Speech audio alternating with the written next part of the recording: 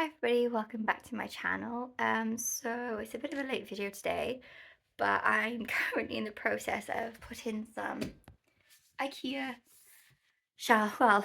units together, or should I say chest drawers together. So I just thought I'd take you along with me, and it's a lot to do actually. I've just put like these chest of drawers together. Me and Josh did these ones the other day, yesterday I did this one, and then I did the other one that's over there earlier as well, so that was easy enough. But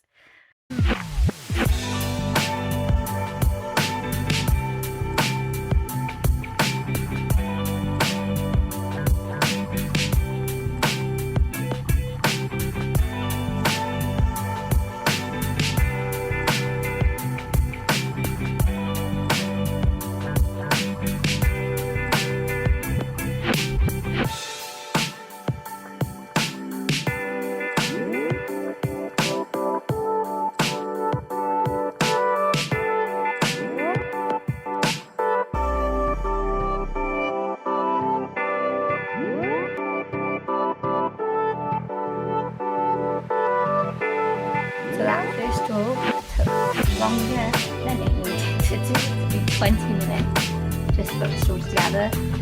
I still don't feel like I've done a good job of it.